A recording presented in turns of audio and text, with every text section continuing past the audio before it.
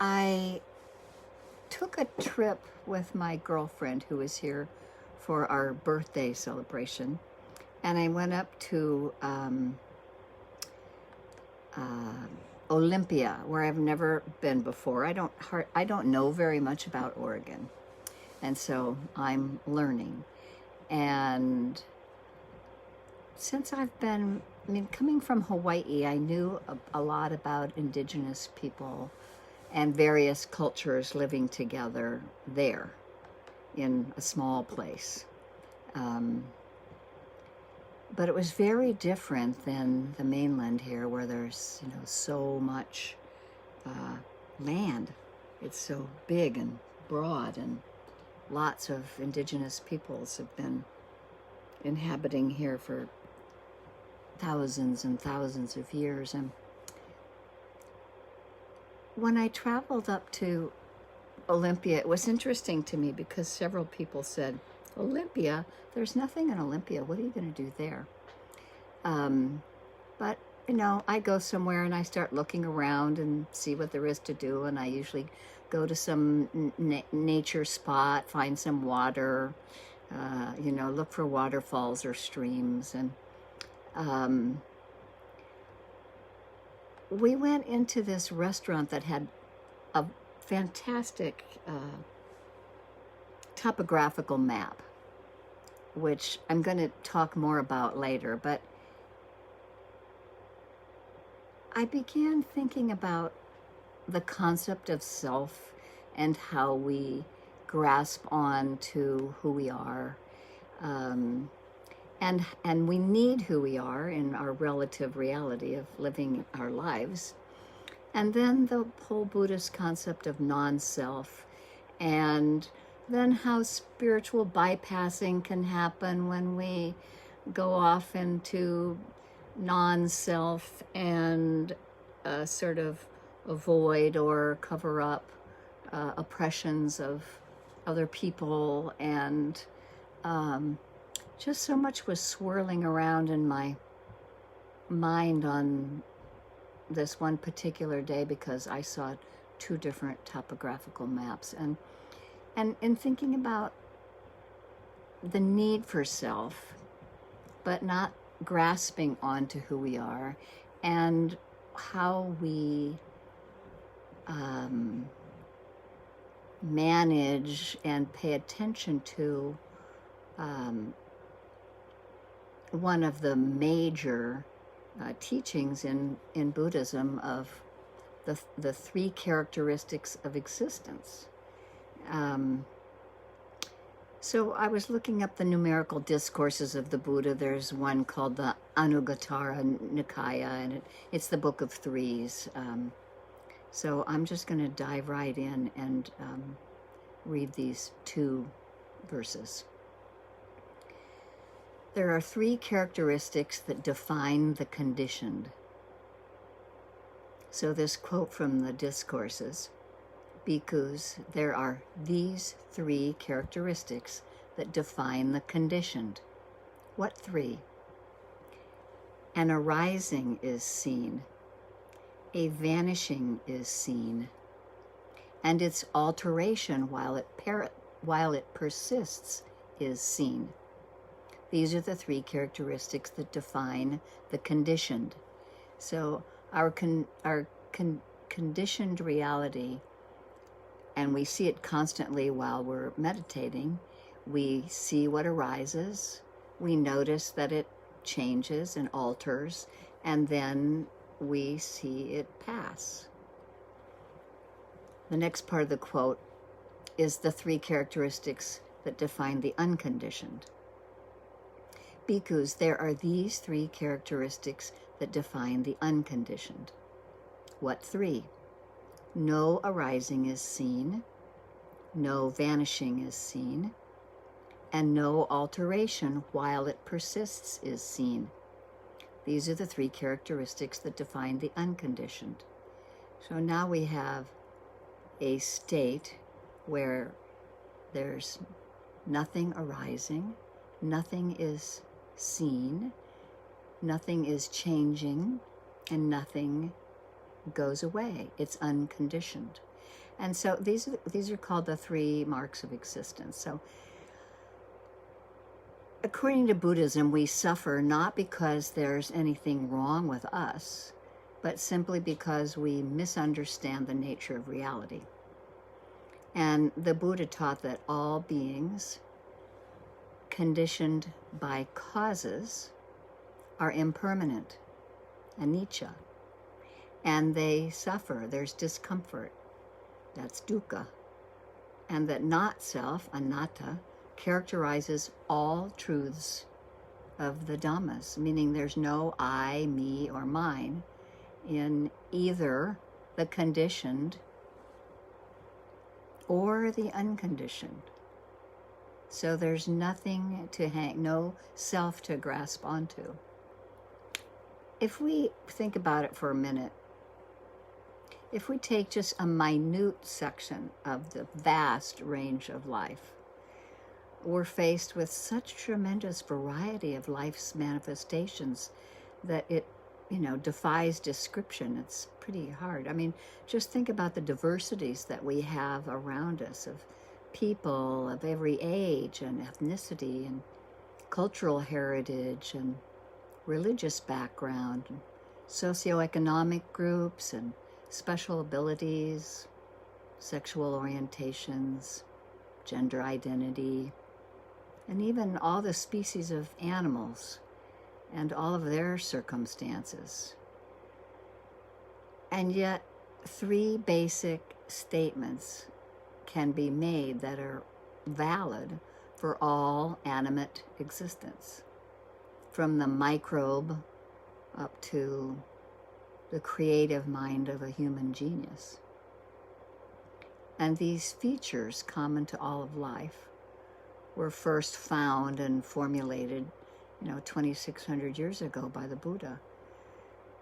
And these 3 characteristics of all that is conditioned are dependent on conditions coming together. Sometimes they're also called 3 marks of existence: anicca, impermanence; suffering, dukkha; and not self, or insubstantiality, anattaa. So let's look at them for a minute. Impermanence, anicca. This is the foundation of Buddhism. The Buddha said that all compounded phenomenon disintegrate. That's a big sentence. All things are made of parts, and all things fall apart. Things are impermanent because they're compounded. Anything that is assembled will sooner or later come apart. Another blunter way to put it is that everything dies. When we realize this truth deep down, and not just intellectually, that's what we call liberation. Release from this one-pointed, narrow-minded belief in permanence, the belief in things being permanent. And then there's dukkha.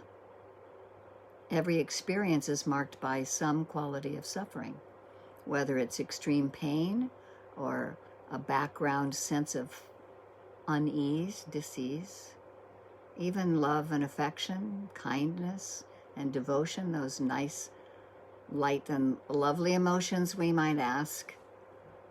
We don't think of them as painful, but still they change. And this means that in the end, they are a source of pain. Emotions are painful. It's because they're impermanent and that they are uncertain. And they're always accompanied by hopes and fears. But ultimately, they don't have and never have had any inherent existent nature. They don't exist all by themselves. And as long as we struggle to maintain a solid sense of self, our lives will be marked by stress and fear. And this is why we do samatha or samadhi or concentration practices. and why we do vipassana or insight meditation, because it helps loosen the grip that our emotions have on us and the obsessions we have because of them. And then not self, non-self, anattaa. There's no solid, separate, single self. We have no core. We're simply the product of multiple causes and conditions coming together. These are the 5 aggregates, which is another whole subject altogether. But impermanence describes how things are, and non-self describes what they are not. Thich Nhat Hanh says, impermanence is emptiness in terms of time.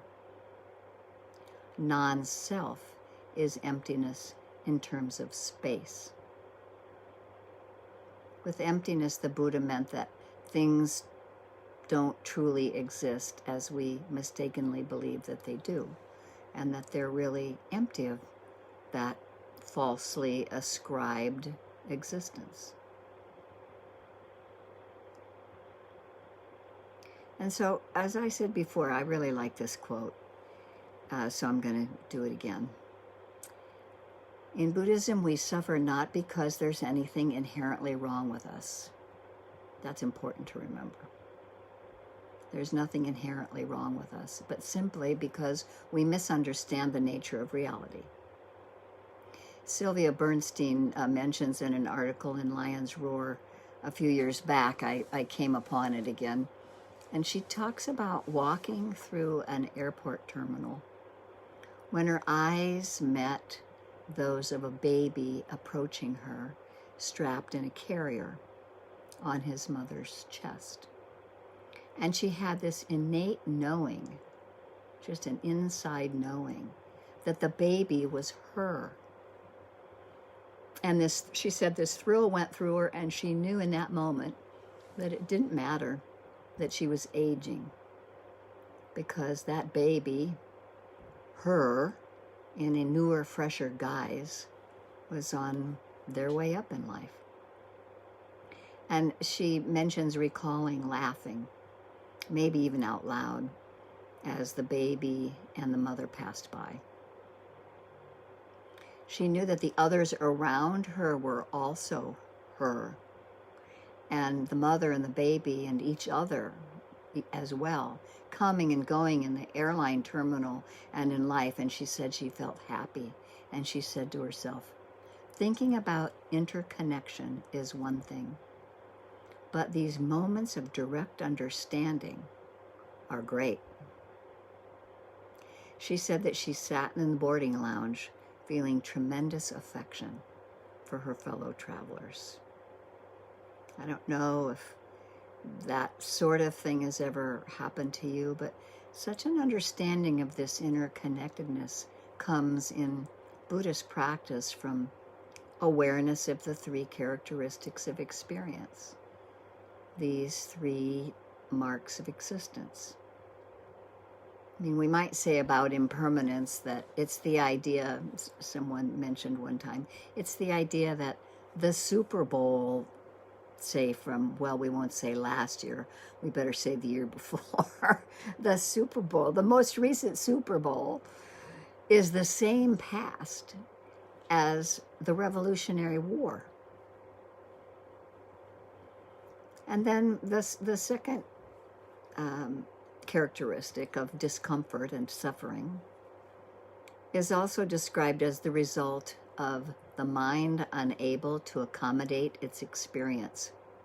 I think that's a great way to describe dukkha. The mind unable to accommodate its experience, its current experience. So these 2 characteristics or insights are fairly easy to make sense of.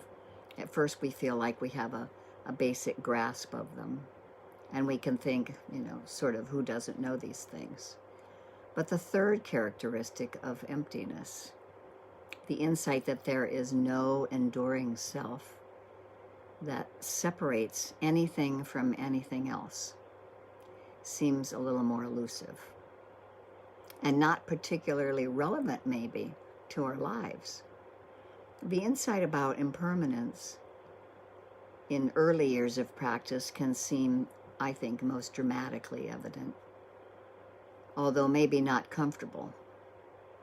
Like times when it can seem like all we see is the passing away of everything. And we see the sunsets followed by every dawn, and that the beautiful full moon immediately wanes. And as we come upon a flower, we see its beautiful opening, and we can simultaneously envision the wilted look it would have in 3 days from now. We can think it's so sad that everything is dying. But it's not sad, it's just true. It may not be sad, but it is poignant. It is poignant. One helpful aspect of insights into impermanence is the increased tolerance and courage that we experience in difficult situations. So everything isn't awful about noticing impermanence and that everything's going to die. I have found that it increases tolerance and courage that we experience in difficult situations. I had a recently interesting difficult situation. We have a 18-year-old girl staying with us, and to my dismay, it's her first time away from home in the suburbs of Chicago, and to my surprise, she couldn't understand how to take the bus and couldn't figure out her map program on her phone. And so it took a long while, but in the course of about 45 minutes on the phone, I helped her walk 4 blocks and find the right bus stop to get back home from after she went downtown. And I just had this insight into impermanence as I was speaking with her, because I noticed what was happening in my mind and how, I was supposed to be preparing for my Friday night women's group, and I had like an hour and a half to figure out exactly what I was going to do.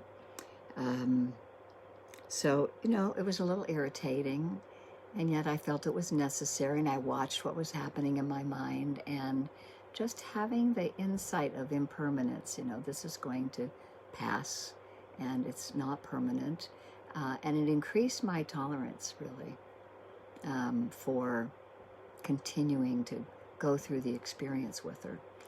Everything has a life cycle. Everything has a sort of period of time with beauty in every part of it, and then the passing of any part of it that brings a response, and there's either sometimes relief or nostalgia. Like 18-year-olds are usually glad to be finished with adolescence and off to whatever they do next. And here she was, leaving her home in Chicago and coming to cool Portland to see how her life is going to unfold. And I find, that time seems to be speeding up. I've become 70 years old in what feels like a fairly brief time, now that I'm reflecting on it. And the woman that I see in the mirror is my mother. It startles me still. But it also inspires me, knowing that I have a limited time left. And it inspires me not to spend any time, or as little time as possible, in negative mind states. It makes me feel more determined not to miss any day waiting for a better one. And so then the third idea of no separate enduring self, emptiness, it's a peculiar idea until we have a direct experience of it. It certainly feels like there's a little me living in my body that decides what to do and sees out of my eyes and realizes that it's waking up in the morning, and that me certainly has thought patterns that are habitually associated with it. And so that feels pretty enduring. But I'd have to say, if I woke up one morning thinking other people's thoughts, that would be rather deeply disturbing. So, I have a sort of solid sense of this enduring self. But there are some times it can happen particularly like in a meditation retreat, or if you're spending some time doing walking meditation.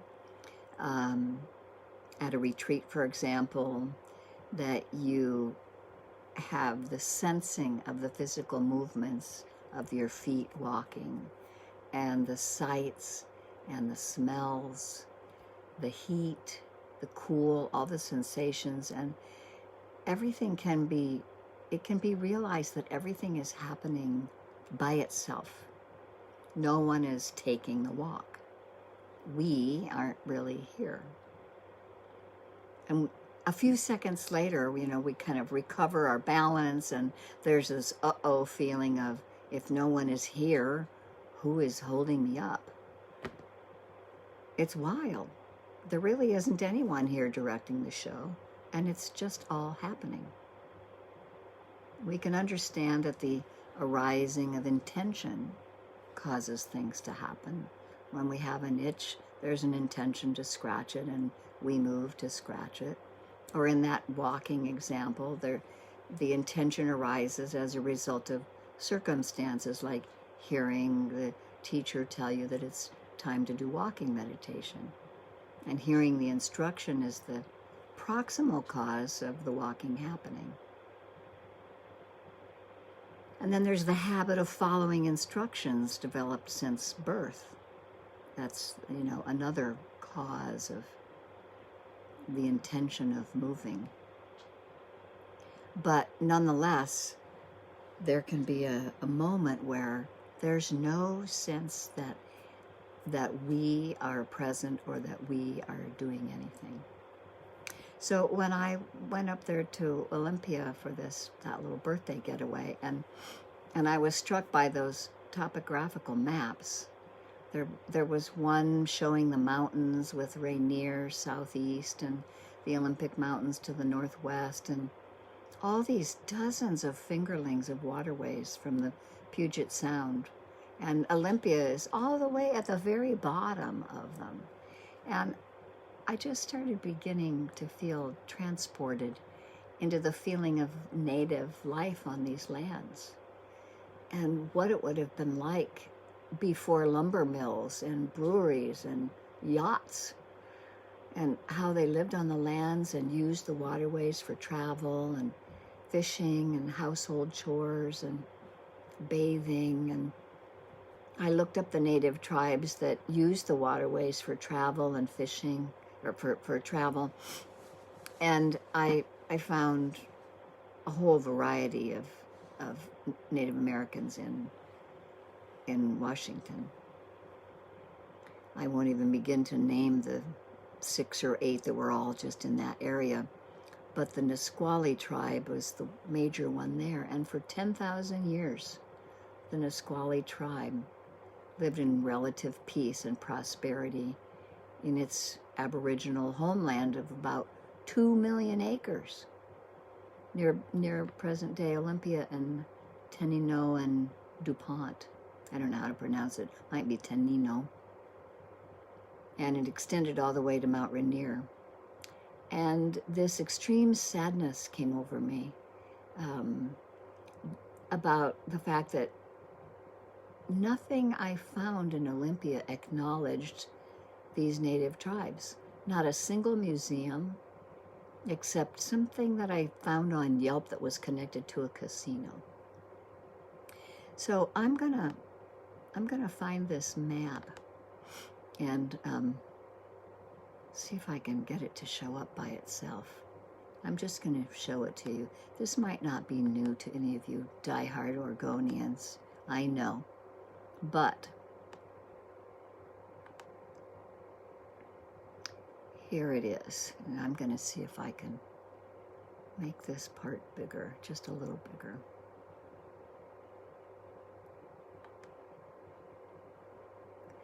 So, I mean, this is just, one little section of the whole Puget Sound and all that water.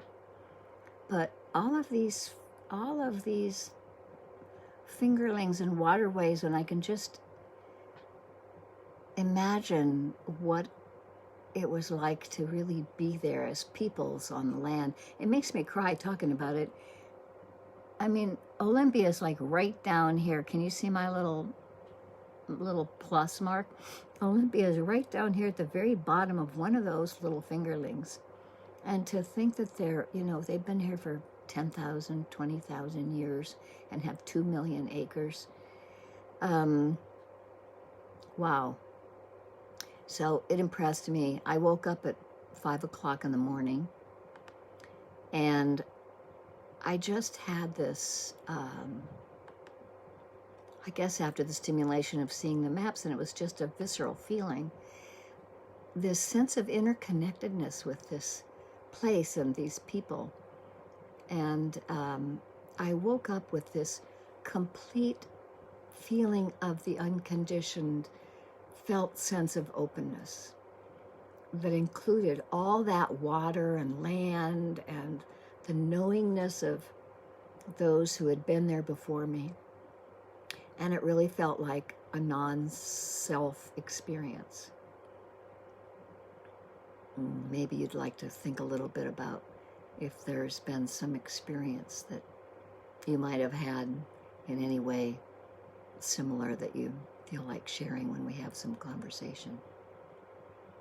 But these moments when we might wonder whether hearing about the 3 characteristics of experience rather than discovering them for ourselves would diminish the impact. Something like this you might not have ever felt it. But thinking about them, you might think that it doesn't count as much if all you're doing is thinking about them instead of directly discovering them. But I'm here to say that thinking and pondering and reflecting on the characteristics of existence, it counts, as well as direct moments of experience. Everything counts. It reminds me of something that else that happened in that article that I read of Sylvia. She had a friend who said, when people asked them, "How are you?" they always answered, "I couldn't be better," because they couldn't.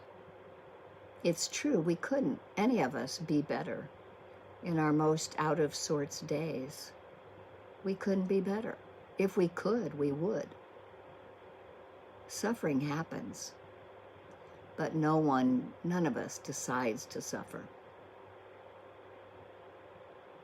So I would like to end this by having a short reflection,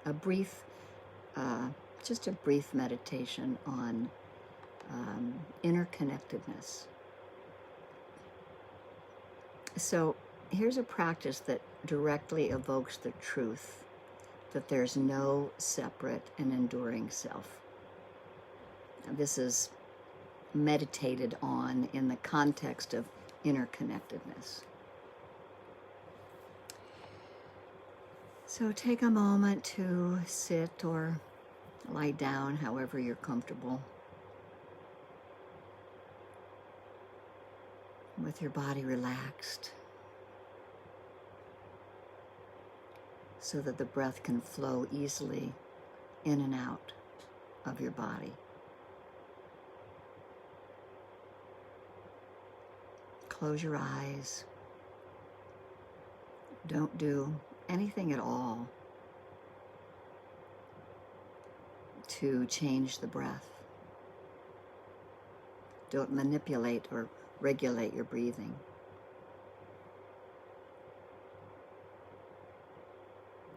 Let your experience be like wide awake sleeping, with breath coming and going at its own rate.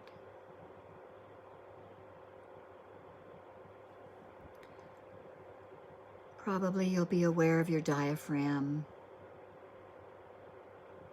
moving up and down as your chest expands and contracts.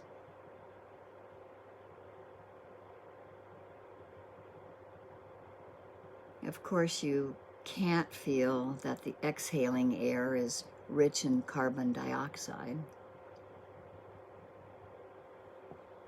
and the inhaling air is rich in oxygen. But you probably know that.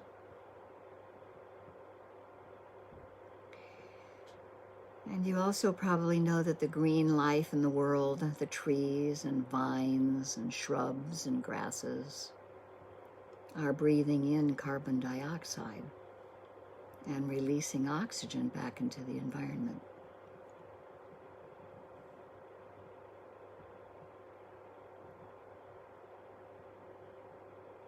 The green world and our lungs, as long as they're both viable, are keeping each other alive.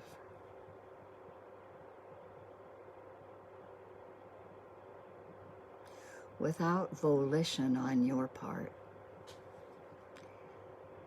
your body is part of the world happening. It's natural. And the world is part of your body continuing. Nothing is separate.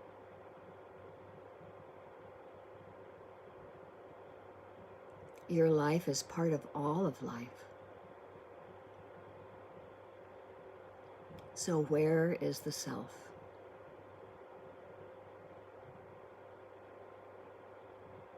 Take a few moments to be here with the breath breathing itself and the mingling of your body with nature.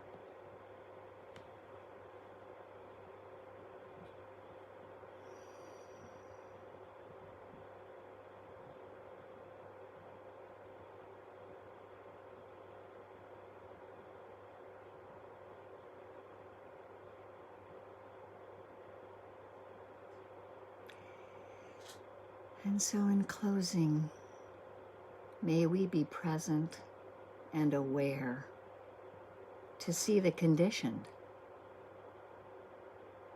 And may we be open to the arising of the unconditioned.